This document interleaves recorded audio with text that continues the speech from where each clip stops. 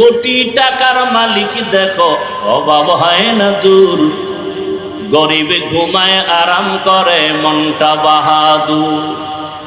ফেরাউনের লাশটা দেখো মিছর জাদু ঘরে, খায় না মাটি পোকা মাছি সবাই ঘৃণা করে।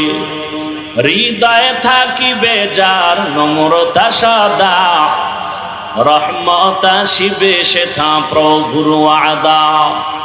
বড়র বাড়াই থাকলে দিলে রহমত আসবে না, নিজেকে নিজে ছোট মনে করিও সাদা। উঁচু জমিন থেকে পানি নিচু জমিনে যায়, তেমনি খোদার রহমত আসে নম্রতার হৃদয়। ভোগবিলাসের বাড়ি গাড়ি পরে রবে সব, থাকতে সময় স্মরণ করো আল্লাহ আমার রব। আমাদের রবকে আরো জোরে বলেন। তাহলে আমাদের কাফনের কালারও কি এক? কবরের সাইজ একটু আলাদা হবে, কবরের সাইজও সবার এক। কবরে মাটি দেওয়ার পরে প্রশ্ন করার জন্য দুই ফেরেশতা আসবে। আমার প্রশ্ন আলাদা, আপনারটা আর একটা প্রশ্ন। কে ধনী কে গরিব, কে পীর কে মুরিদ, কে টাকাওয়ালা কে গরিব, সবার বেলায় তিনটা প্রশ্ন। রবের পরিচয় দাও, ধর্মের পরিচয় দাও, রাহমাতুল লিল আলামিনের পরিচয় দাও। তুমি যত টাকার মালিক হও, তোমাকেও যেই প্রশ্ন, আমাকেও সেই প্রশ্ন। এই প্রশ্নের নবী বলেন, যারা জবাব দিতে পারবে তার কবর হবে রওজাতুম মির রিয়াজিল জান্নাহ, আর যারা জবাব দিতে পারবে না তাদের কবর হবে হুফরাতুম মিন হুফারিন নার। যারা তিন প্রশ্নের জবাব দিবে তাদের কবর হবে জান্নাতের বাগান। আল্লাহর রাসূল বলেন, গায়বী একটা আওয়াজ আসবে রব্বে কারীমের তরফ থেকে। রব বলবেন, ফেরেশতা আমার বান্দাকে কষ্ট দিস না, জান্নাতের বিছানা কবরে বিছায়া দাও। আমার বান্দার কবরকে প্রশস্ত করে দাও, জান্নাতের সাথে দরজা করে দাও। আমার ভালোবাসার বান্দা দুনিয়াতে গরমকে উপেক্ষা করে নামাজে দাঁড়ায় গেছে। আল্লাহর মোহাব্বতে বান্দা নামাজ ছাড়ে নাই, তেলাওয়াত ভুলে নাই। আমি আল্লাহ বান্দাকে ভুলতে পারি না। ফাযকুরুনি আযকুরুকুম। আল্লাহর অর্ডার হয়ে যাবে, কবর হবে জান্নাতের বাগান। কিন্তু যারা গুনাহ নিয়ে কবরে যাবে, আল্লাহর ফেরেশতা যখন প্রশ্ন করবে রবের পরিচয় দাও, গুনাহগার বেনামাজি তখন আফসোস করবে, হা হা লা আদরি, আমি কিছুই জানি না, কিছুই জানি না। ফেরেশতা বলবে, ধর্মের পরিচয় দাও। ও তো দুনিয়াতে ইসলাম নিয়ে কোনো চিন্তাও করে নাই। বলবে, হা হা লা আদরি, আফসোস আমি কিছুই জানি না। ইল্লাল্লাহু ওয়াহদাহু লা শারীকা লাহু লা জিদ্দা লাহু ওয়া লা নিদ্দা লাহু ওয়া লা মিসলা লাহু। ونشهد أن سيدنا وسندنا وحبيبنا وحبيب ربنا وطبيبنا وطبيب قلوبنا ومولانا محمدا عبده ورسوله. اللهم صل على محمد النبي الأمي وعلى آله وسلم تسليما. وبعد فأعوذ بالله من الشيطان الرجيم.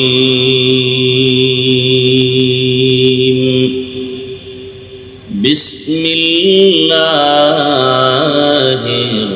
الرحمن الرحيم.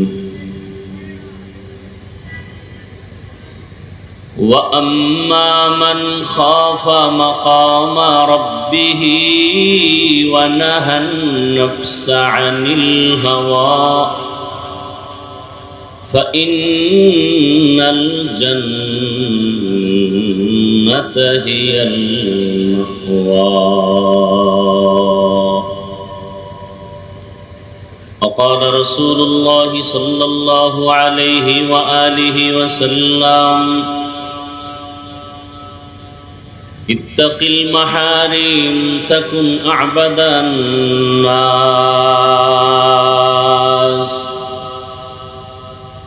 صدق الله مولانا العظيم وصدق رسوله النبي الأمي الكريم ونحن على ذلك من الشاهدين والشاكرين والذاكرين والحمد لله رب العالمين. سبحانك لا علم لنا إلا ما علمتنا إنك أنت العليم الحكيم. رب اشرح لي صدري ويسر لي أمري واحلل عقدة من لساني يفقه قولي. مومن جو فدا نقش کافے پائے نبی ہو، مومن جو فدا نقش کافے پائے نبی ہو، زیر عرض و زیر قدم آج بھی عالم کا خزینہ، او زیر قدم آج بھی عالم کا خزینہ. ہر سنت نبوی کی کرے پیروی امت، گر سنت نبوی کی کرے پیروی امت، طوفان سے نکل جائے گا پھر اس کا سفینہ، طوفان سے نکل جائے گا پھر اس کا سفینہ. عاشق ہو برادر شہنشاہ دو عالم، عاشق ہو برادر شہنشاہ دو عالم، مشکوں سے زیادہ مبارک جس کا پسینہ، مشکوں سے زیادہ مبارک جس کا پسینہ. کر دل میں تڑپ ہو میرے آقا کا زیارت، کر دل میں تڑپ ہو میرے آقا کا زیارت. ایک آن میں آئے نبی دخلا دل مدینہ، ایک آن میں آئے نبی دخلا دے مدینہ.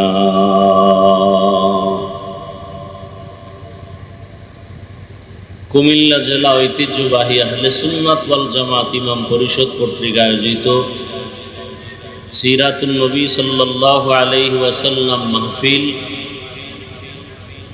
13 সেপ্টেম্বর 2025। মহতি এ মাহফিলে উপস্থিত মুহতারাম সম্মানিত সভাপতি মুফতি খলিলুর রহমান কাসিমি দামাত বারাকাতুহু,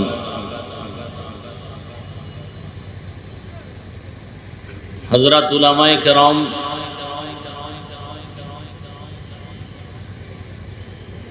অত্র অঞ্চলের বিভিন্ন স্থান থেকে আগত আল্লাহ পাকের আশিকিন, জাকিরিন, শাকিরিন, মুহিব্বিন, মুরব্বিয়ান এজাম, কলিজার টুকরা আমার সমবয়সী যুবক বন্ধুগণ, স্নেহের ছোট ভাই, পর্দার আড়ালে মাইকের আওয়াজ শ্রবণরত সম্মানিত মা ও বোনেরা,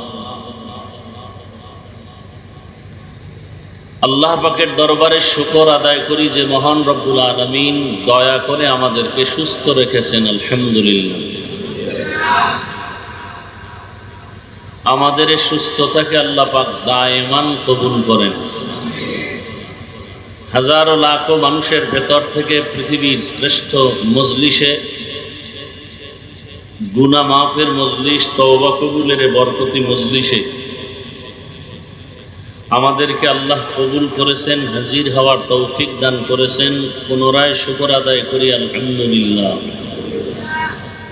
দরুদ ও সালাম সৈয়দুল মুরসালিন, রাহমাতুল লিল আলামিন, শফিউল মুজনিবিন, খাতামুন নবিয়্যিন, সৈয়দুস সাকালাইন, ইমামুল মুরসালিন, শফিউ আযম, রাসূল আকরাম, রহমত আলম, নবিয়ুল আরব আল আজম, হাবিব কিবরিয়া, আশরাফুল আম্বিয়া, সৈয়দুল আম্বিয়া, शफीअ महशर, साक़िय कौसर, आक़ा नामदार, मदीना का ताजदार, आफ़ताब नबूवत, फ़ख्र मौजूदात, सय्यदुल मखलूक़ात, हज़रत मुहम्मदुर रसूलुल्लाह।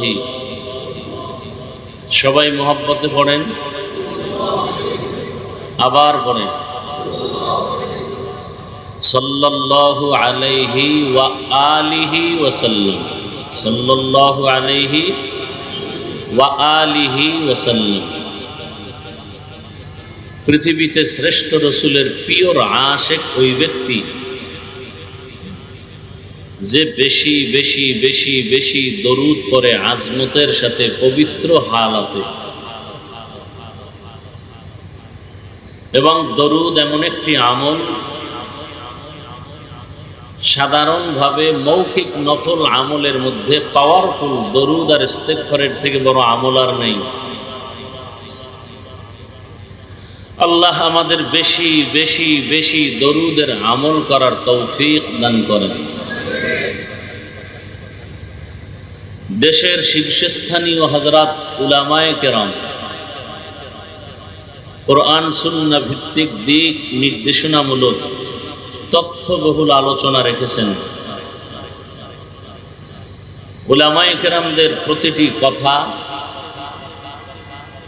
আমাদের সবাইকে সহি তরিকায় আমল করার তৌফিক দান করেন।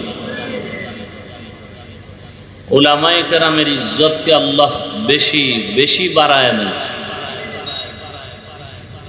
যারা লেখার দ্বারা, বলার মাধ্যমে আলেমদেরকে ছোট করতে চায়, আল্লাহ তাদের হেদায়াত দান করেন। হেদায়াত যদি আল্লাহর ইলম ও কুদরতে না থাকে, আল্লাহ তাদেরকে ধ্বংস করে দেন। কুমিল্লার টাউন হল ময়দান এক ঐতিহ্যবাহী ময়দান, বিশেষ করে পরিচিতি লাভ করেছে উলামায়ে কেরামের সমাগমের কারণে।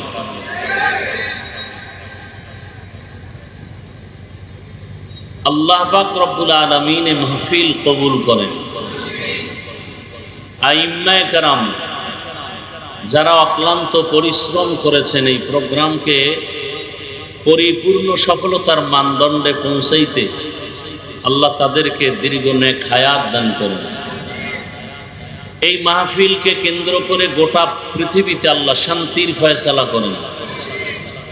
মুসলমানের ঈমান ও আমলে ইজ্জতের হেফাজত করেন। আমার দেশের ভাই বোন যারা প্রবাসে আছেন, আল্লাহ তাদেরকে হেফাজত করেন।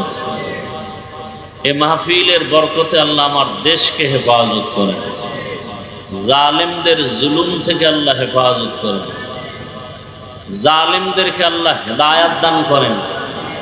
হেদায়াত না থাকলে ধ্বংস করে দেন। কবরস্থ যারা, আল্লাহ মাহফিলের বরকতে সমস্ত কবরওয়ালাদের জান্নাত দান করেন। আমরা যারা বেঁচে আছি, আল্লাহ আমাদেরকে দীর্ঘ নেক হায়াত দান করেন। এগুলো ফাও কথা না? হ্যাঁ, এত বরকতপূর্ণ মজলিস, অনেক মজলিস ওয়াজ মাহফিলের মজলিসেও বসলে দেখি টুপিওয়ালা কম, এখানে সব সাদা পোশাক, ফেরেশতার মজলিসের মতো। এরা যদি আমিন বলে, আল্লাহ ফিরাই দিবেন। এই দোয়াগুলো দরকার নাই? অন্যের জন্য দোয়া করলে নিজের লাভ বেশি। তো আমাদের অন্তর দুর্বল, তো বেশি বেশি মাছ খাই আর পচা মাছ, এজন্য অন্তর ছোট। ছোট মাছ খায়, অন্তরও ছোট, হিংসাও বেশি। মাছের মধ্যে হিংসা তুলনামূলক বেশি, এজন্য হিংসা আমাদের মধ্যে একটু বেশি। অন্যের জন্য দোয়া করতে চাই না আমরা। যেমন জুমার দিন একজন ভদ্রলোক খতিব সাহেবের কাছে দোয়া চাইছেন, আমার আব্বার জন্য একটু দিল খুলে দোয়া করবেন। মনে মনে নিয়ত করছেন 1000 টাকা হুজুরকে হাদিয়ে দিব বাবার দোয়া। হুজুরের দোয়ার ভিতরে আরো 6 জন বাবার নাম নিছেন। ওই ভদ্রলোকের মোনাজাতেই মাথা গরম হয়ে গেছে। দোয়া চাইলাম আমার বাবার জন্য, ভাগ হয়ে গেল 6টা, তাহলে হাদিয়াও 6 ভাগ। মোটামুটি 1000 টাকা বাদ দিয়ে 100 টাকার একটা নোট বাইর করে ইমাম সাহেবের দেওয়ার সময় ধাক্কা দিয়ে কয়, হুজুর নেন, এরুমি কইরেন।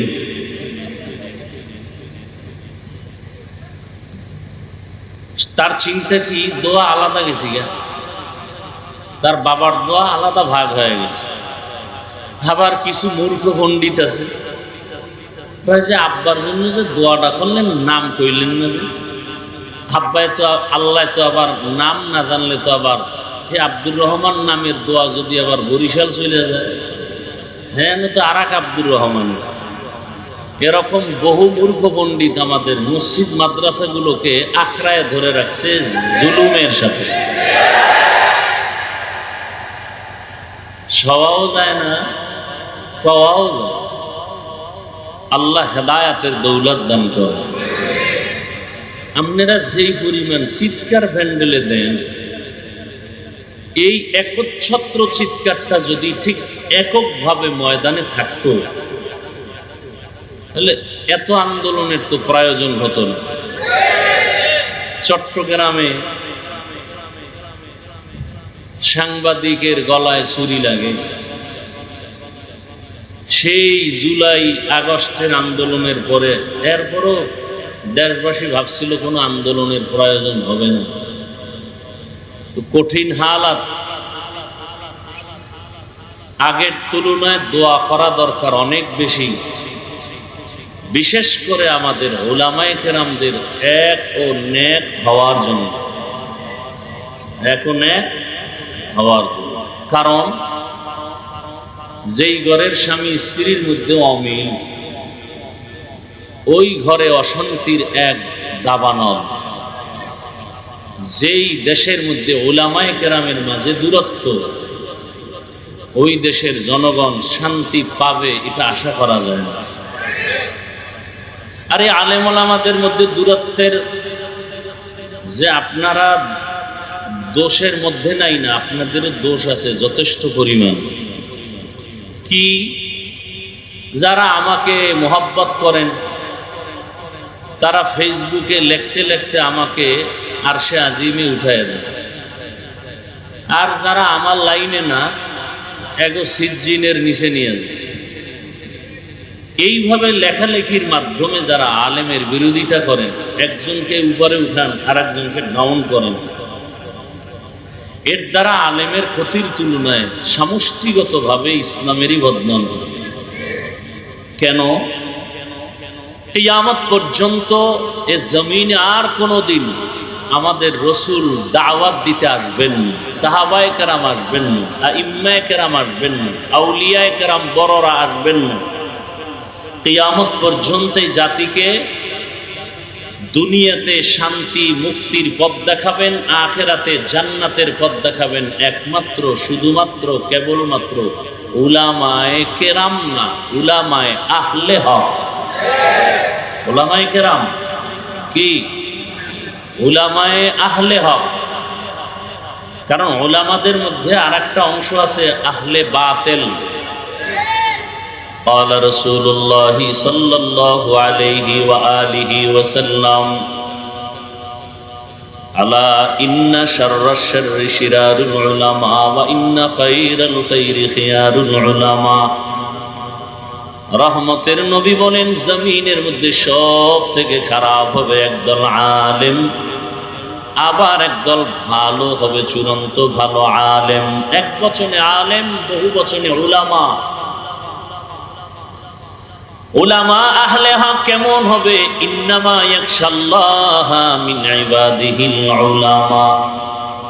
যারা উলামা আহলে হক এরা আল্লাহকে বেশি বেশি বেশি বেশি ভয় করবেন। কেমন ভয়? বলে সাধারণ মানুষ নফসের ধোকায় পড়ে বাম হাতে পানি পান করবেন, একজন আহলে হক আলেম কখনো বাম হাতে কিছু পান করবে না, খাবেন। সাধারণ মানুষ নফসের ধোকায় পড়ে কাউকে গালি দিবেন, কিন্তু একজন আহলে হক আলেম কখনো নফসের ধোকায় পড়ে গালি দিবেন না। আহলে হক উলামা আল্লাহকে ভয় করবেন। ভয়ের মানে কি? আল ইহতিরাজ আনিল মাসিয়া। সন্তান মা বাবাকে ভয় করে, প্রমাণ হলো মা বাবার সামনে অন্যায় করে না। একটা ছাত্র শিক্ষককে ভয় করে, প্রমাণ হলো শিক্ষকের সামনে ছাত্র অন্যায় করে না। ঠিক যেই বান্দা বান্দি আমার আল্লাহকে ভয় করবেন, ওই বান্দা আমার আল্লাহকে ফাঁকি দিয়া গুনাহ কখনো করবে না।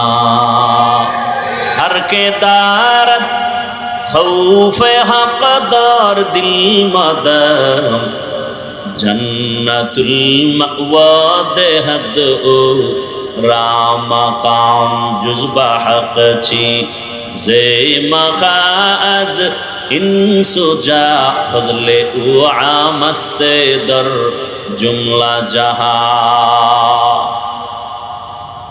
তো আহলে হক উলামা কিয়ামত পর্যন্ত এই জাতিকে কবরের বয়ান করবেন, জান্নাতের বয়ান করবেন, জাহান্নামের বয়ান দিবেন, পরকাল নিয়ে মানুষকে কথা বলবেন। কেন দুনিয়া নিয়ে কিছু বলবেন না? কারণ আহলে হক উলামারা দুনিয়া বুঝে না। আন্দাজে ঠিক।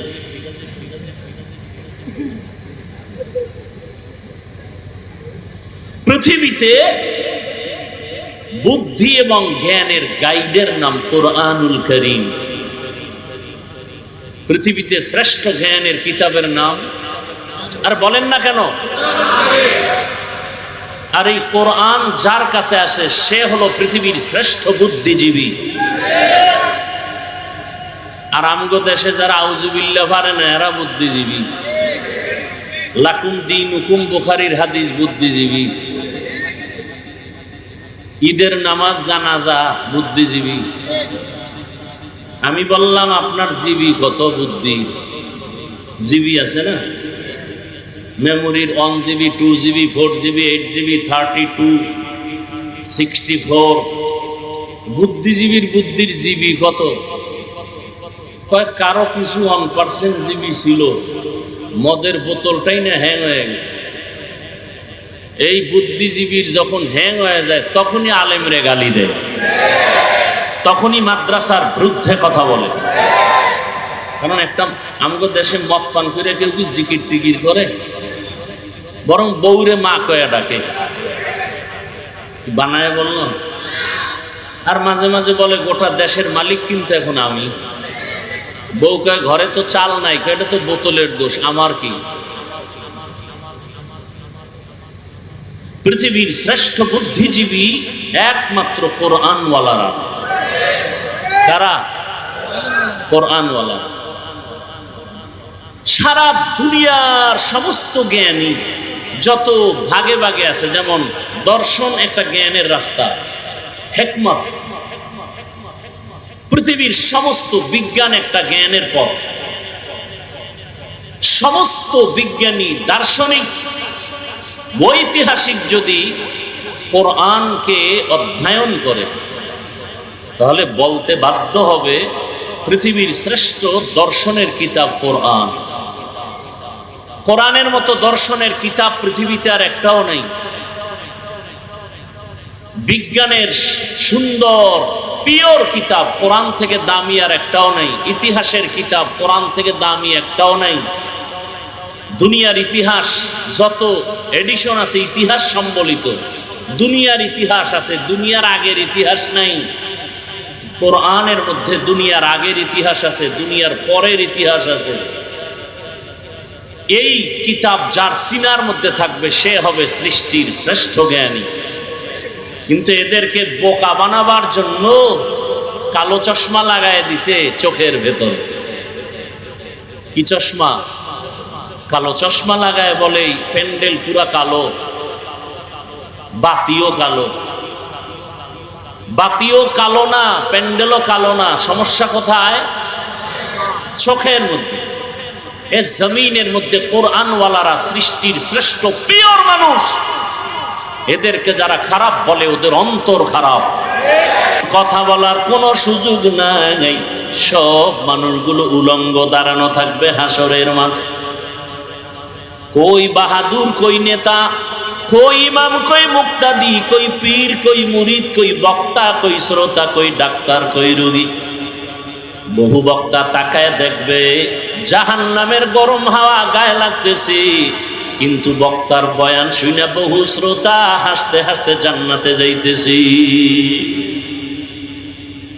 বহু পীর সাহেব দেখবে জাহান্নামের গরম, কিন্তু পীর সাহেবের সবক নিয়া বহু মুরিদ আমল করিয়া হাসতে হাসতে জান্নাতে যাচ্ছে। বহু ইমাম সাহেব দেখবে জাহান্নামের গরম হাওয়া লাগতেছে, কিন্তু মুসল্লিরা বয়ান শুনে ইমামের নামাজ ধইরা জান্নাতে চলে যাচ্ছে। হিসাব বড় কঠিন। রহমতের নবী বলেন, আবু হুরায়রা থেকে হাদিস বর্ণিত, কিয়ামতের ময়দানে জাহান্নামে সর্বপ্রথম 3 জন লোক ঢুকবে। পরপর 3টা লোক সবার আগে জাহান্নামে যাবে। এর মধ্যে একজন হবে গলা কাটা শহীদ, আর একজন হবে আলেম, আর একজন হবে টাকা পয়সা দান করনেওয়ালা দানবী। দুনিয়ার সব বিবেক বলে 3 জন জান্নাতি, আল্লাহর আদালত বলবে 3টা বিনা হিসাবে জাহান্নামে। জিন্দেগি বড় কঠিন। কিসের বাহাদুরি করি, অহংকারী করে কিসের উপরে? قال رسول الله صلى الله عليه وآله وسلم ألا كلكم راع وكلكم مسؤول عن رعيته।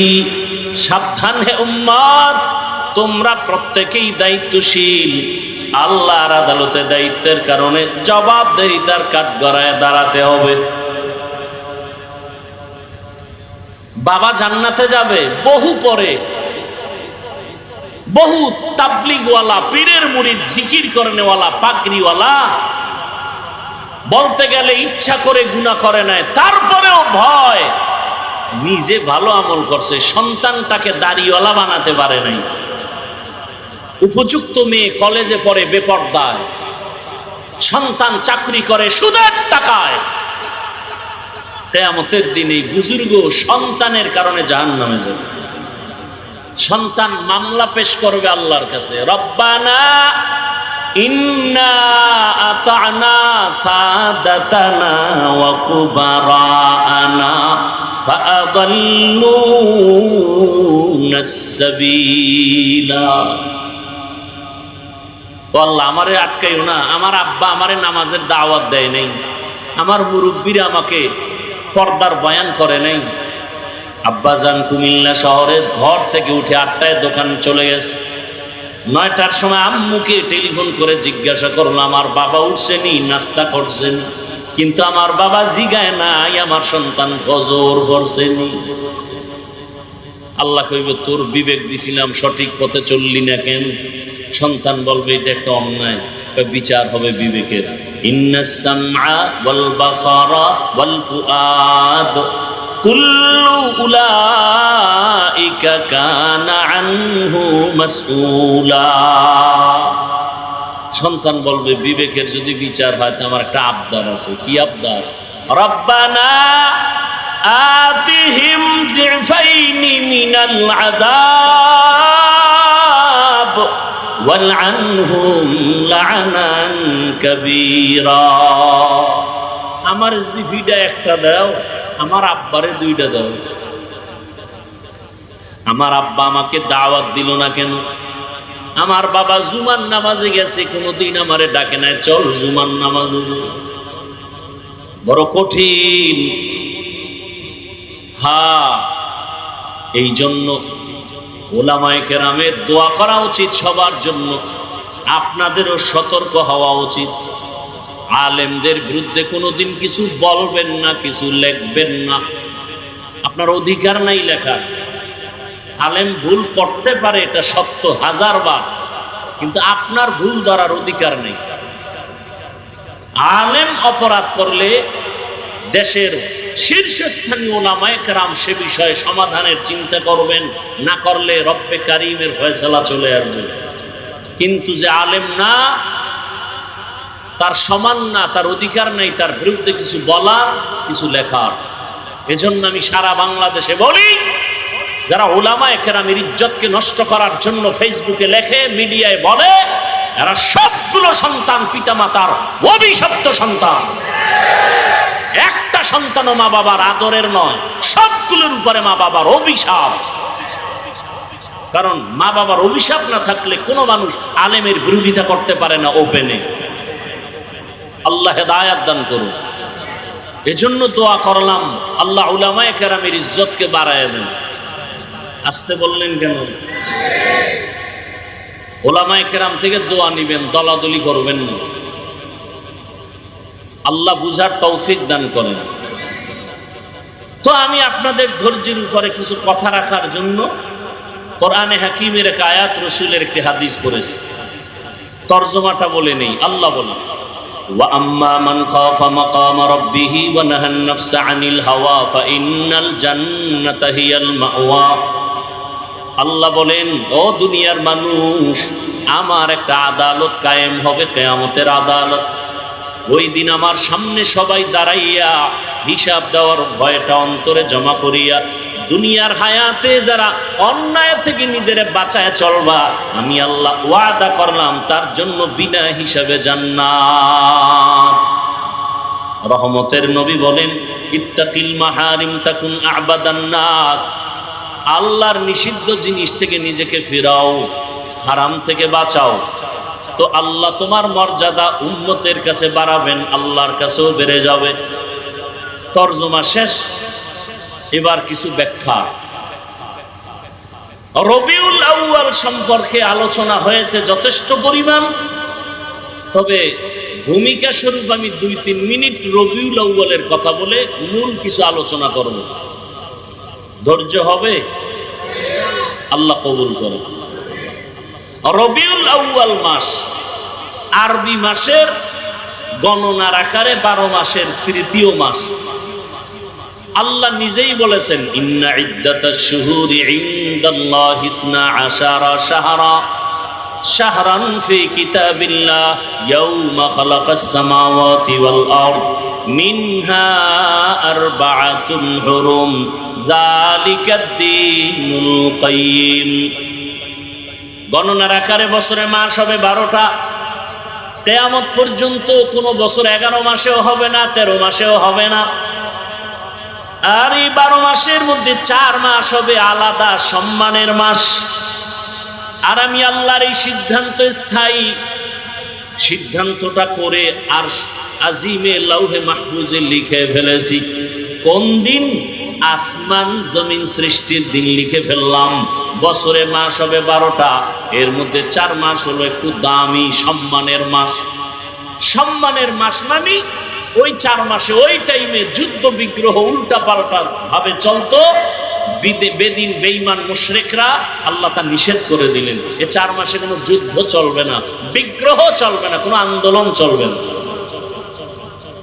ওই হুকুম এখন আর নাই। ওই 4 মাস অন্য মাসের তুলনায় একটু দামি। ওই মাসগুলোর নাম, প্রথম 1 মাস রজব, এরপরে জিকাদা, যুলহিজ্জা, মুহররম। এই 4 মাস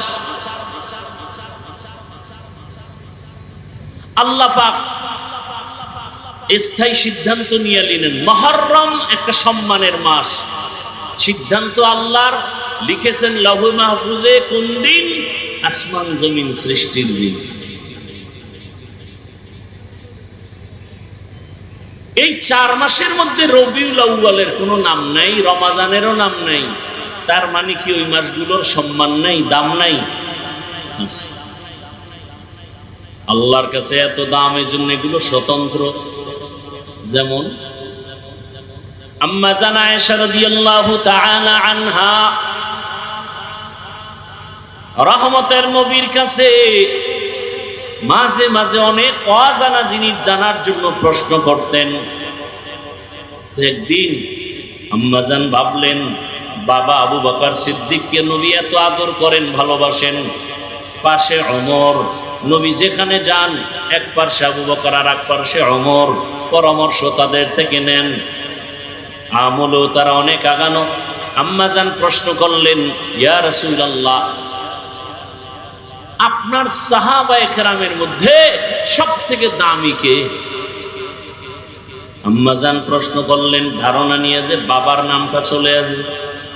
নবীও বুঝতে পারছেন নবীজি বাবার নাম আর বলে নাই, আবু বকরের নাম না বলে বলে আমার সাহাবাদের মধ্যে খুব দামি আমার সাহাবী ওমরে ফারুক।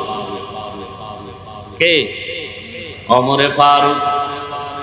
আম্মা জান মনে মনে পেরেশান, আব্বার নাম কইল না, ওমরের নাম। নবী আবার বারবার এটাকে ট্রাই করে বলে, জানুনি রে আয়েশা, ওমরের দাম কত? আকাশের দিয়ে তাকায় দেখো, নক্ষত্র দেখা যায়, গণনা করা যায় না। ওমরের এই পরিমাণ নেক আমল যা গণনা করা যাবে না। আম্মা জান ভাবে নাম কইব আব্বার, খালি ওমরের দা কেন? নবীও ঘুরাইতেছে, কয় না, বুঝতেছে আম্মা জান আয়েশার অবস্থা। এ ভাই আপনারা এমন করেন কেন? উঠার ব্যারাম থাকলে ঢুকলেন কেন? দাঁড়ায় দাঁড়ায় বয়ান শুনতেন, বাহিরে মন চাইলে দাঁড়াইতেন, মন না চাইলে বাইরে যেয়ে বিড়ি টানতেন। কেন ডিস্টার্ব করেন বলেন তো? দীর্ঘ টাইম আপনার বসার অভ্যাস না থাকলে ভেতরে ঢুকলেন কেন? আপনাদের মতো অন টাইম মানুষের জন্য তো বাহিরে মাইক লাগানো হয়েছে, কিন্তু বাইরে মাইকের দরকার ছিল না। কেন ডিস্টার্ব করেন? আপনি বুঝেন এই প্যান্ডেলের দাম কত? একটা অপরাধীকে থানায় নিয়ে পুলিশ এত আঘাত করে, কাঁদে না? আর এখানে বসে আল্লাহর ওলিরা বয়ান করেন, 200 হাত দূরে বসে মানুষ কান্না করে। বুঝেন কিছু প্যান্ডেলের মূল্য কত? বেতের বাড়ি দিয়ে চোখে পানি আনতে পারে না পুলিশ। আর কোরআনের বাগানে জাহান্নামের বয়ান যখন শুরু হয়, জীবনে মসজিদে যায় না, সেও চুপ করে কান্না শুরু করে। বলেন তোকে মারলো কে? কেন ডিস্টার্ব করেন? ভালো না লাগলে বলেন, মোনাজাত দিয়ে চলে যাই।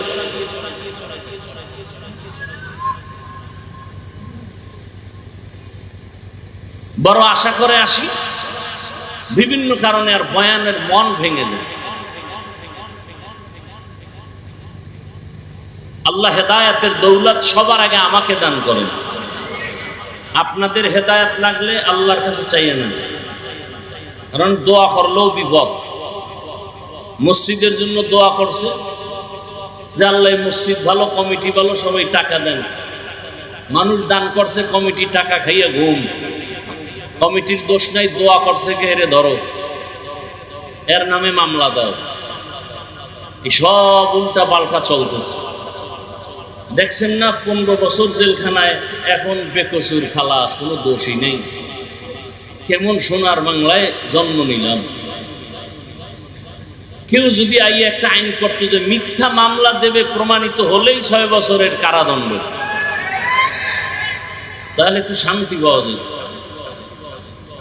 এখনো বহু আলেম জেলখানে, নিরীহ, দেখার কেউ নাই, খবর নেওয়ার কেউ নাই, সবাই যার যার ধান্দায় আছে।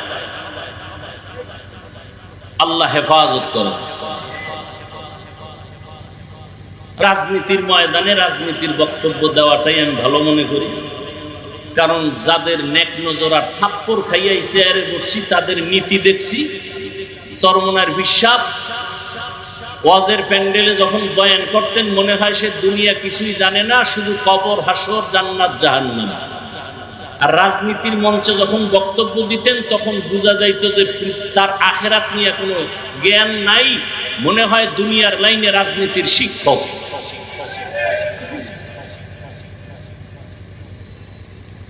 রাজনীতির কথা উম্মতকে বলার জন্য আমাদের ইসলামী রাজনীতির মঞ্চ আছে না নাই? কথা বলেন। এখানে আওয়ামী লীগ, বিএনপি যত দল আছে সবের লোক এখানে আছে না? এরা যদি জানতো যে আমি চরমনের হাত পাখার ভোটের জন্য আইসি ওয়াজ করতে, বই তুমি সবাই। সত্য কথা বলেন, কথা বলেন না কেন? খেজুর গাছ রিক্সার ভোট চাইতে আইসি, এই খবর টের পাইলে বই তো সবাই বলেন। তাহলে এই মানুষগুলো নির্দ্বিধে আসছে কেন? যে হুজুরেরা একটু কান্নার ওয়াজ করবে, জাহান্নামের বয়ান করবে, নামাজের ওয়াজ করবে, রোজার ওয়াজ করবে, সুদের বিরুদ্ধে ওয়াজ করবে, হালাল হারামের বয়ান করবে। কথা বুঝাইতে পারলাম? হ্যাঁ,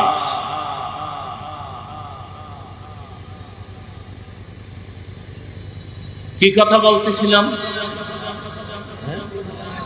আয়েশা রাদিয়াল্লাহু আনহা পাবলিক আবার ওই যে কিসসা কাহিনীর ওয়াজ হনে না, কইলে আর ছাড়ে না। আর হারা দেশ গরম বানাইবো হাফিজুর রহমানের অশ্বিনে লাভ কি কিসসা কাহিনীর ওয়াজ করে। গতবার টাউন হলে এই বিষয়ে কিছু বলছিলাম নি? পৃথিবীতে শ্রেষ্ঠ কিসসা কাহিনীর কিতাবের নাম কোরআন, দ্বিতীয় শ্রেষ্ঠ কিসসা কাহিনীর কিতাবের নাম হাদিস শরীফ। ওলামায়ে কেরাম একটু উম্মতকে বলে দেন, কোরআনের মধ্যে সাপের কিচ্ছা নাই, হাতির কিচ্ছা নাই, মশা মাছির কিচ্ছা নাই। তো জাহেল গুলো কি কয়, কি বলে তার খবর নাই। আসলে হেদায়াতের নিয়তে বলে না, আক্রমণের জন্য বলে। আল্লাহ সব ভাইকে হেদায়াত দান করুন। গরুর কিচ্ছা দিয়া সূরা বাকারা শুরু হয়, কিচ্ছা নেই।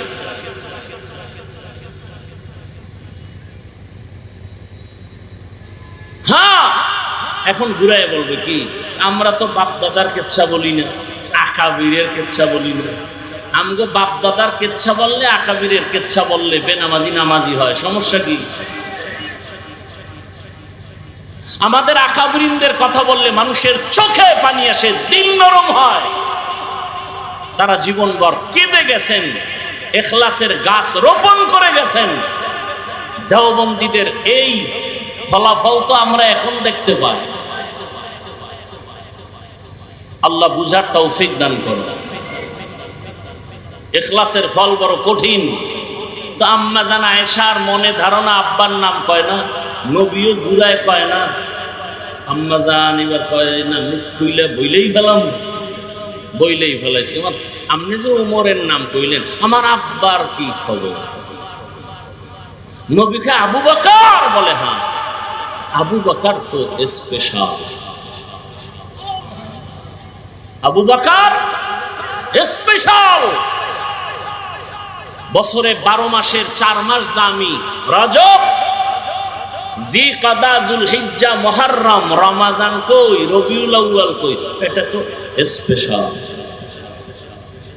শাহরু রমাদানাল্লাযী উনজিলা ফীহিল কুরআন হুদাল লিন্নাস ওয়া বাইয়িনাতিম মিনাল হুদা ওয়াল ফুরকান। রবিউল আউয়াল বারবার আলোচনা আসে কেন? সবাই নবীর জন্ম মোবারকের আলোচনা করে, কিন্তু শুধু জন্মটাই রবিউল আউয়ালের মধ্যে সীমাবদ্ধ না। রবিউল আউয়াল এমন একটা মাস, আমরা অনেক নিয়ামত পেয়েছি রবিউল আউয়ালে। ভালো করে মনে রাখবেন, এই রবিউল আউয়ালে রাসূলের আগমনকে কেন্দ্র করে আলোচনার ব্যানার গুলোতে আমরা অনেক শব্দ দেখি।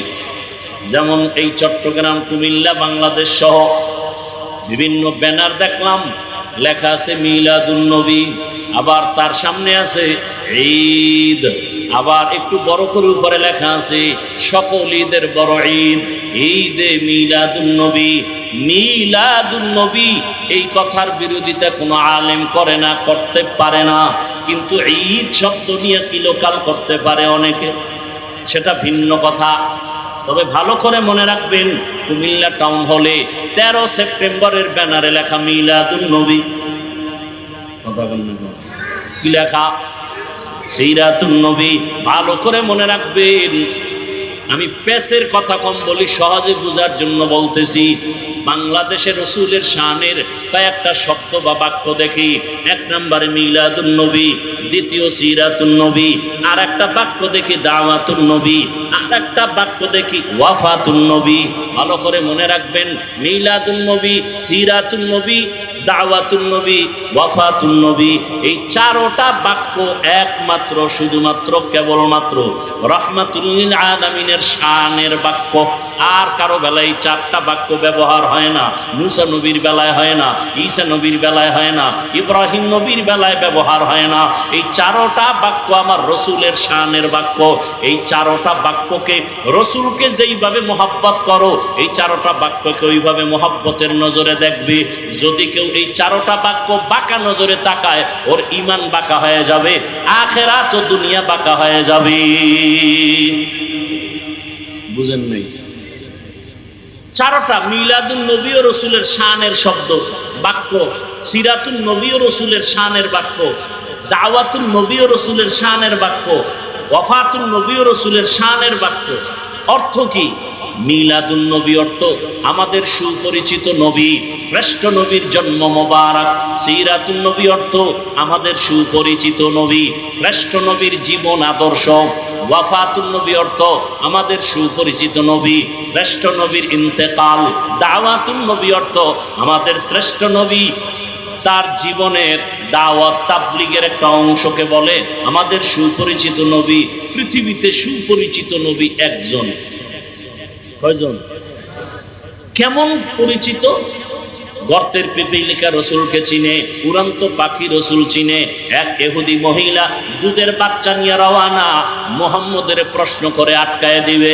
এবার রওয়ানা, রহমতের নবীর সামনে যাইয়া ইহুদি মহিলা প্রশ্ন করার আগে দুধের বাচ্চা রহমতের নবীরে কথা বলতে পারে না যে বাচ্চা, সে বাচ্চা রসুলকে সালাম দিয়ে দিল।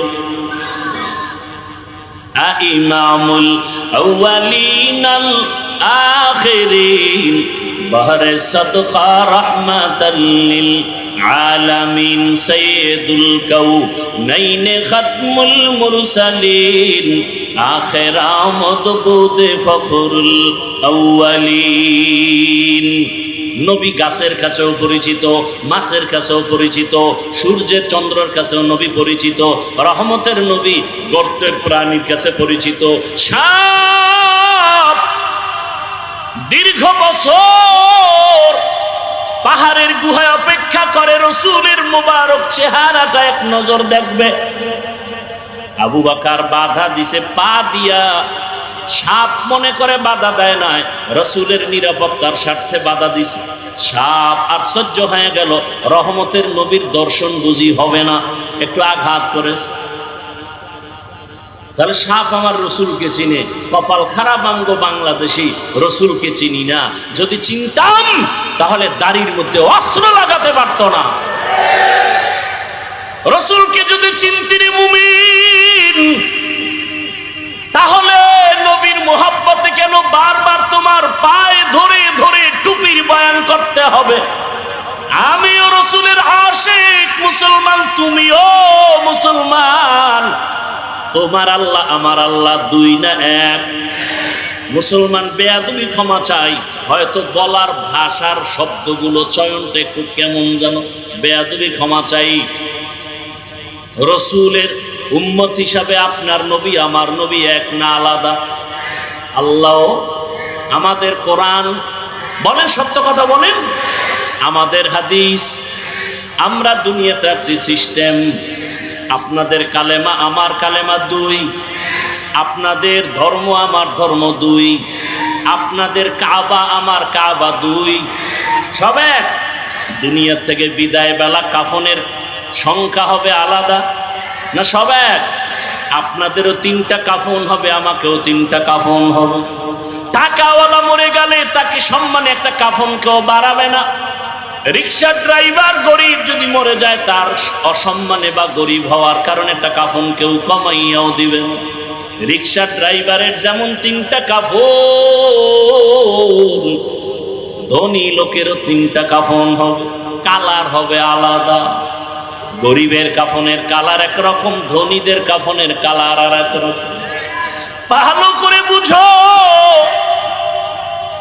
কে ধনী কে গরিব, কে আলেম কে মূর্খ, কে ইমাম কে মুক্তাদি, কে পীর কে মুরিদ। যতই আজকে বক্তা বক্তা ভাব দেখাই না কেন, কাফনের ভেতরে ঢুকার পর সব বাহাদুরি বন্ধ হয়ে যাবে। কোটি টাকার মালিক দেখো অভাব হয় না দূর, গরিবে ঘুমায় আরাম করে মনটা বাহাদুর। ফেরাউনের লাশটা দেখো মিছর জাদু ঘরে, খায় না মাটি পোকা মাছি সবাই ঘৃণা করে। হৃদয়ে থাকিবে যার নম্রতা সাদা, রহমত আসিবে সেথা প্রভুর ওয়াদা। বড়র বাড়াই থাকলে দিলে রহমত আসবে না, নিজেকে নিজে ছোট মনে করিও সাদা। উঁচু জমিন থেকে পানি নিচু জমিনে যায়, তেমনি খোদার রহমত আসে নম্রতার হৃদয়।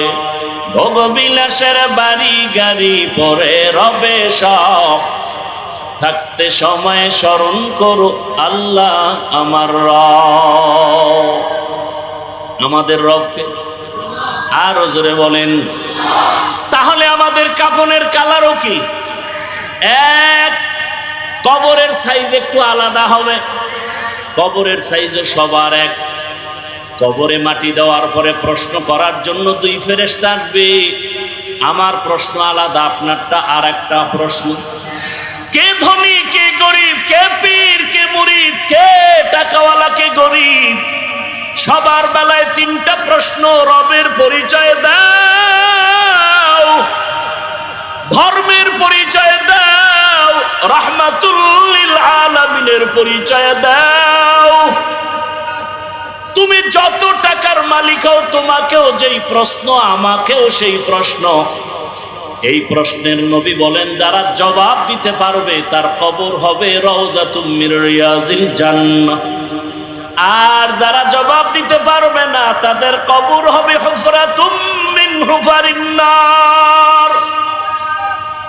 যারা 3 প্রশ্নের জবাব দিবে তাদের কবর হবে জান্নাতের বাগান। আল্লাহর রাসূল বলেন, গায়বী একটা আওয়াজ আসবে রব্বে কারীমের তরফ থেকে। রব বলবেন, ফেরেশতা আমার বান্দাকে কষ্ট দিস না, জান্নাতের বিছানা কবরে বিছায়া দাও। আমার বান্দার কবরকে প্রশস্ত করে দাও, জান্নাতের সাথে দরজা করে দাও। আমার ভালোবাসার বান্দা দুনিয়াতে গরমকে উপেক্ষা করে নামাজে দাঁড়ায় গেছে। আল্লাহর মোহাব্বতে বান্দা নামাজ ছাড়ে নাই, তেলাওয়াত ভুলে নাই। আমি আল্লাহ বান্দাকে ভুলতে পারি না। আযকুরুনি আযকুরুকুম। আল্লাহর অর্ডার হয়ে যাবে, কবর হবে জান্নাতের বাগান। কিন্তু যারা গুনাহ নিয়ে কবরে যাবে, আল্লাহর ফেরেশতা যখন প্রশ্ন করবে রবের পরিচয় দাও, গুনাহগার বেনামাজি তখন আফসোস করবে, হা হা লা আদরি, আমি কিছুই জানি না, কিছুই জানি না। ফেরেশতা বলবে ধর্মের পরিচয় দাও, ও তো দুনিয়াতে ইসলাম নিয়ে কোনো চিন্তাও করে নাই। বলবে হা হা লা আদরি, আফসোস আমি কিছুই জানি না।